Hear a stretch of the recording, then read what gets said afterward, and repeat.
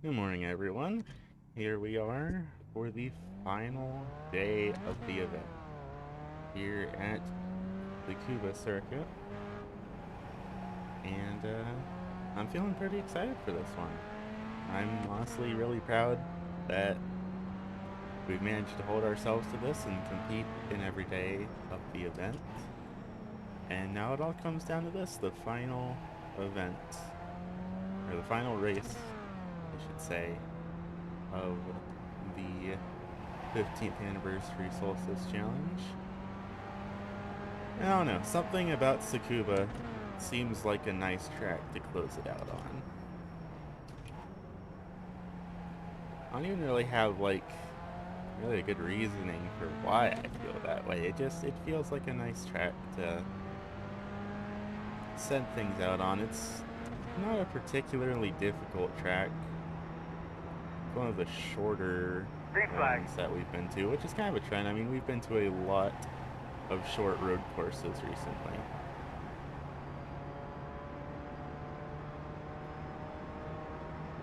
But this track also has a bit of a special place for me because I have gotten two of my, I want to say 3 road course wins here at this track. Once at the full course, and then once on the moto layout. So Tsukuba is a track I generally really enjoy.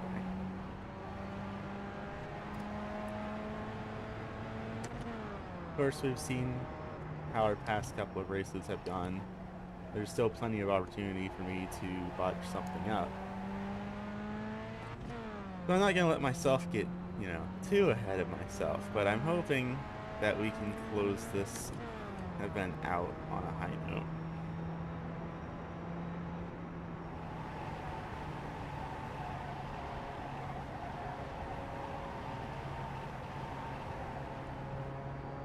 There are a couple of other events that are going to be going on throughout the month of August, but I don't know if I'm going to be competing in those.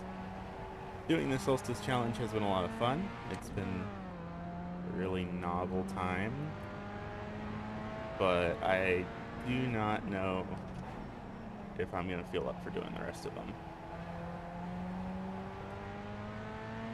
And one of them I know for sure I'm not going to do because it's in the Skippy, and I do not own the Skippy, nor do I particularly want to buy it right now. So I know I'm going to sit that one out. We'll just have to see what we do with the other ones. Plus, the other ones aren't as really, as novel, I guess, because, I mean, the Solstice doesn't get used in iRacing anymore. It just straight up, you cannot find races in matchmaking in the Solstice. But with the other 3 cars that this event is using, the Legends car, the Skip Barber, and I believe also the late model, all 3 of those cars still regularly get driven on iRacing on a daily basis. So doing the anniversary challenges for those is no different than doing just an average everyday race. But, doing it in the Solstice is something special because the Solstice doesn't get used anymore. So I don't know. I mean, we'll see how I feel. Doing all 7 days of this on top of my crazy work schedule has been a little bit of a headache.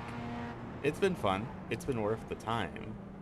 But I don't know if I want to try and juggle doing the rest of the anniversary events on a daily basis at that. But we'll see what happens. Just wrapped up qualifying though on Tsukuba's very scary narrow pit lane.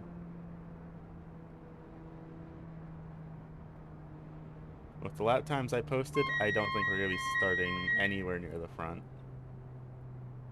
I guess it depends on what split we're in. At your mark. Now, turn in here. If I'm in bottom split, then I might have set a really good lap time. If I'm not in bottom split, then the time I set is going to be middle back of the field. And sure enough, it looks like we're actually not starting as bad as I thought. Because I know the fastest lap that I've seen just looking through the past couple of races history was roughly a 106.4, I want to say. So 107s, 108s, not very bad. But it is kind of exciting to see that we're all in such a tight spread. I mean, there's 2 seconds separating first place from last place right now. That's a fairly even distribution. There's no, like, big outliers. So hopefully this will be a pretty fun, close race. Does look like one driver is disconnected, though, so that's going to be leaving us with only a 9-car field. That's going to be the smallest field that we have had for any of these races. Which I guess isn't too big of a surprise. It's a Monday, so probably everyone's at work. And on top of that, it's the last day of the event. I think people just don't particularly care. Oh lord, we're doing an abbreviated pace lap. That's scary. Okay. The road is closed. I wish we would have done an abbreviated pace lap at Charlotte, or any of the longer tracks we've been to, but I guess I won't complain about an abbreviated pace lap here at Tsukuba.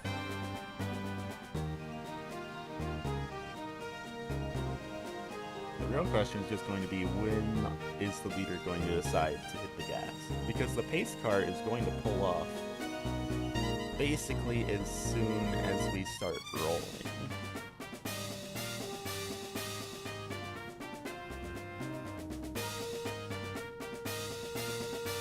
So we'll just have to be on our toes on this restart and try and not mess up the initial jump. Be on the ball, man. But with the number 7 car starting up in position number 4, that is not half bad. Of course, we're starting next to 1, 2, and 3, who are in positions 1, 2, and 3. Hey, baby, do your thing. Ready? And we're just already going. Not our finest restart by any means.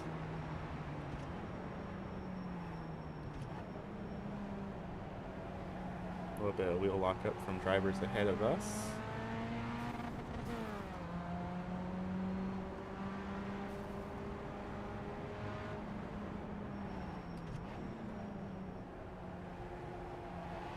Just try and be patient this first lap. We don't want to be dive bombing anyone. I mean, we've seen... I don't want to recreate what happened in yesterday's race back at VIR and just kill somebody. Though that 4 car is doing some sketchy things over there. Clear. A little bit hairy, but I won't take complaining about free spot. Especially after how badly I botched that initial start. That was not great. I think a lot of how we're going to do this race comes down to how we're able to carry speed through this last corner. Because this is the place where I've been having a bit of trouble keeping my momentum up. 1 minute 14.14. But that didn't seem too bad.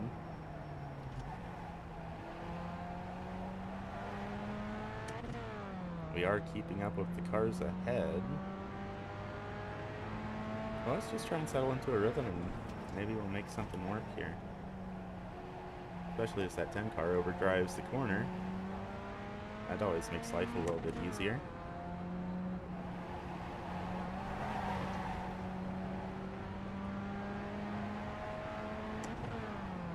Just gotta be really careful about where and how we overtake people here, because with a track that's so windy like this, it's hard to really make a good overtake without the car in front of you making a mistake.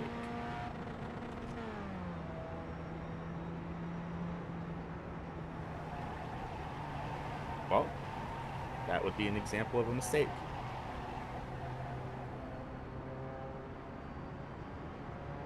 I'm just doing that NASCAR 2005 intimidation, you know? 1:494. Not bad, looking good. I think that lap time was better than my qualifying time as well, so that's nice. Back up to where we started. Now the question is just, do we have any hope of catching the leaders? Because mind you, all three of them posted qualifying times nearly a second faster than mine. It's not going to be easy making that ground up. But I'm certainly going to try. It would be nice to walk away with a podium from one of these races. Try and compensate for the bad races we've had and not make myself look like a complete fool. But they are all pulling away, so it looks like our chances of that are not the greatest.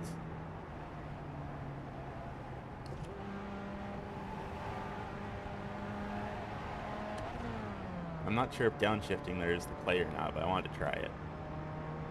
The car in P2 just set the fastest lap. 1:07.2, 1:6, 1:08.6. It doesn't look like that really made any difference in my lap time, so I'm not going to worry about that much. Yeah, the leaders are a full second faster than me right now.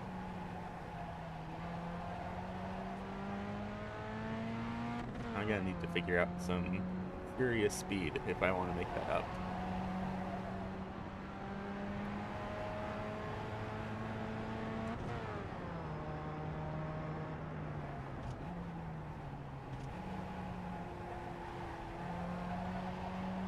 Well, that felt like a pretty good corner at least.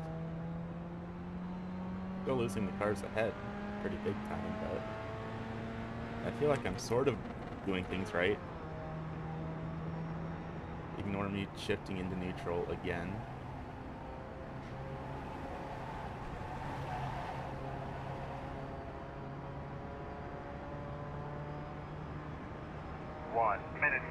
Marginal improvement.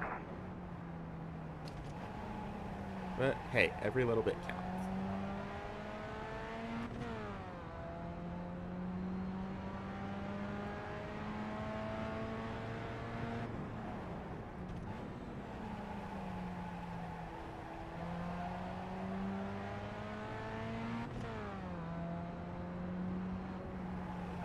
Leaders are still pulling away from us though.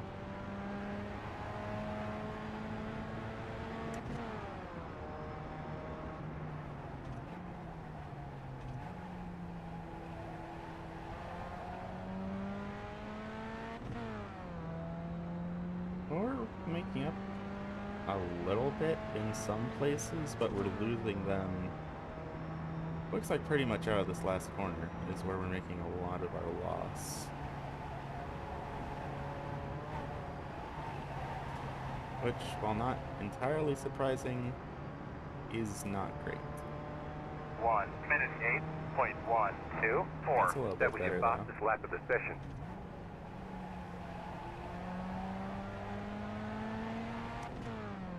If we can keep that momentum up, if nothing else, we can try and build up the gap between ourselves and P5, who is currently 2.7 back.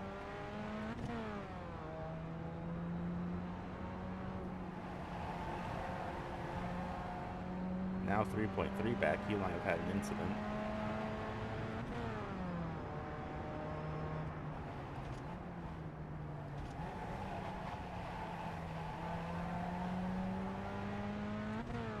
But all in all, this has been a fun little challenge, a fun little event. I've enjoyed my time in it.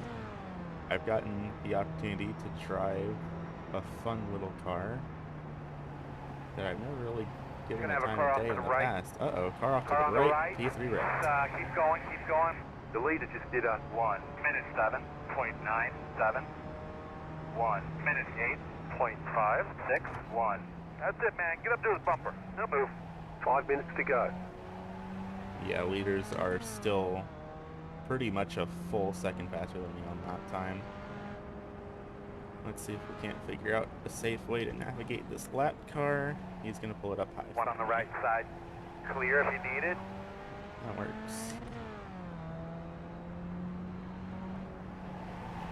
I hope he didn't put himself off track trying to get out of my way. I would feel bad if he did.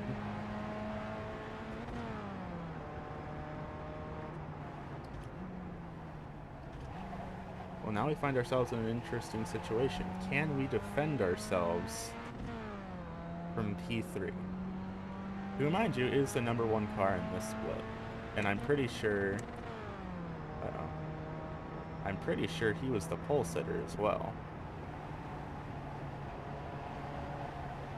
So if there's any car on this track that should be able to catch me, it would be this guy. Unless he got damage from that spin. 1 minute 9. If he got damage, we might be okay.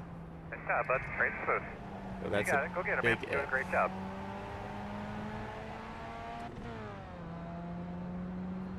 And sure enough, he is gaining on me.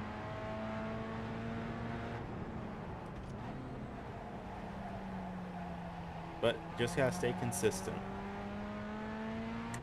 As long as we can hammer out consistent laps, even if he is a little bit faster than us, we might be able to hang on.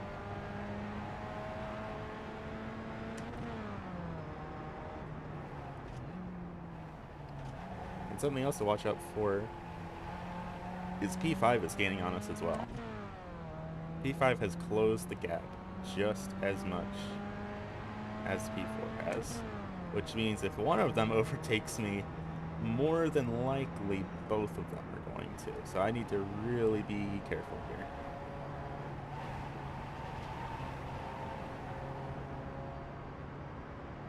And disregard that 1 minute P4 just wrecked. 0.668. I want to go back in the incident camera after this race and see if he just overdrove the corner there or if P4 wrecked him for position. He's saying thanks in the chat, which is pretty much the universal sign of I am not happy with you. So now our goal is to be extra careful, because from what little bit of information I have about that incident, I know that P4 might be a little bit dangerous to be around.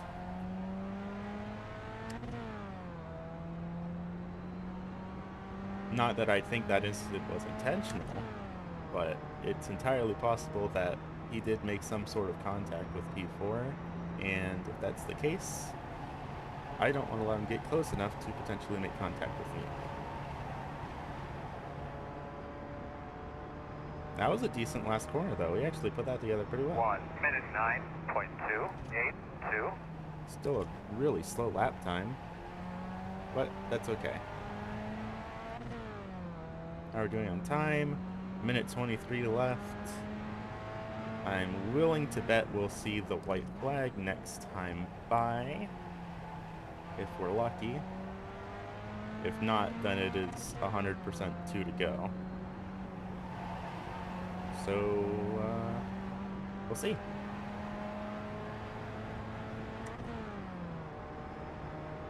Does not look like P4 is making much in the way of gains on us right now, which is good.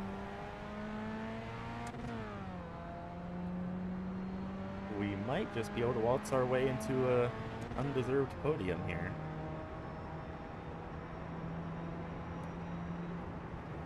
White flag Sure this enough, time. white flag this time. Love to see it. Just gotta put one more complete lap together and we'll be good. We 1 are minute losing P4. 7.92. That was your 107.922. fastest lap of the session. Actually a solid lap.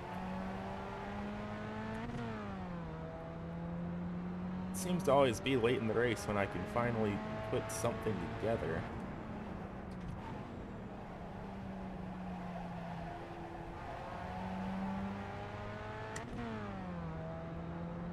P4 is 1.8 behind. I think we're good, gang.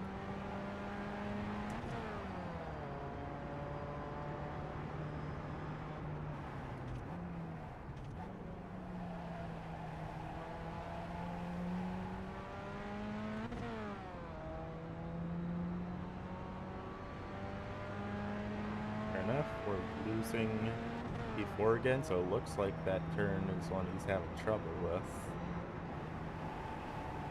And then we just bring her on home.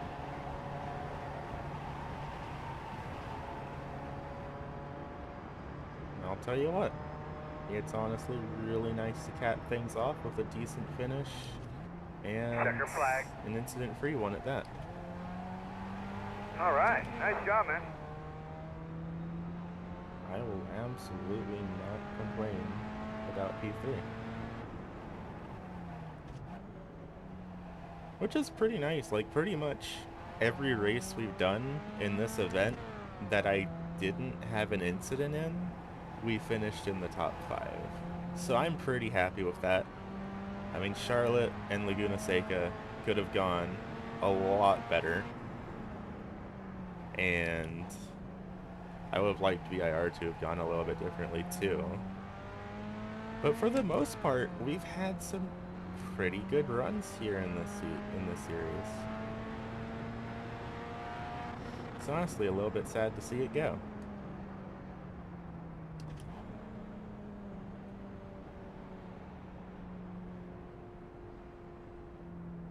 But I guess it's here for a good time and not for a long time. Here we come, guys. We are 10 away. 5 away. Somebody get him. He's going on the wrong side of the garage. Hey, he's coming up the right side now. Go, go, go, go. Hard, hard, hard, hard. Alright, let's see what there is to see with these incidents, because I want to see what happened to the pole sitter. Well, let's go up the blimp cam here, get a view of things.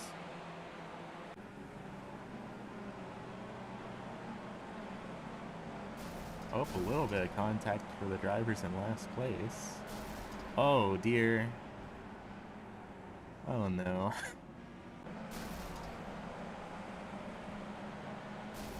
I mean, what can you do there? But, oh lord. That was some tomfoolery. And uh-oh, it's these two cars again. He overdrives the corner, ends up in the sandbags. Is he gonna come back on the track? No. But now his friend's here. And now he's gonna do it too. Oh no. And uh-oh, they're together again. Are we gonna see some retaliation? Nope, he's gonna drive into the sandbags. Fascinating. And there's the 10 car who I guess I just magically intimidated off the track. I accidentally gave him a speed boost. And this is how the pole sitter spun out. And it does look like he got a little bit of engine damage there, so we might have had a bit of an unfair advantage over him there, and we didn't just hold him off on skill. But that's okay. And here's this guy who overdrove the corner once, overdriving the corner again.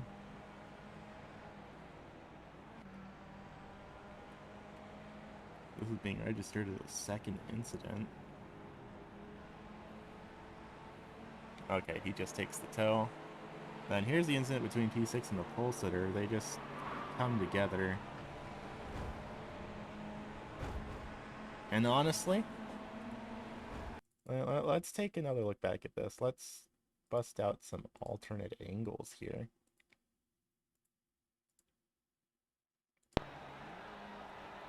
I mean, P6 is coming up alongside. Oh, that's hard to judge, but I don't think the pole sitter should be as mad about it as he was. I think that was sort of a racing deal.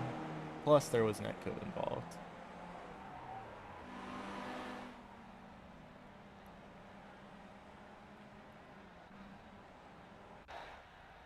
So that's all we got here for the final round of the iRacing 15th Anniversary Solstice Challenge. I'll tell you what, this has been a pretty dang fun little experience. I'm glad that I partook in it. I'm glad I've documented all of it. And I appreciate all of y'all who have been coming out and watching these videos and watching me blunder my way through this special event. it's been a pretty good time, and who knows, maybe we will do more like this on the channel in the future. For now, though, thank you all for tuning in, and I will see you all in the next video, hopefully sooner rather than later. I know it's been a long time since I've posted any videos leading up to this, but hopefully I'll post something again soon. And if not, I'm always pretty much weekly streaming on twitch.tv/IceyOtter and my other YouTube channel, Icey2. For now, though, thank you all for tuning in, and I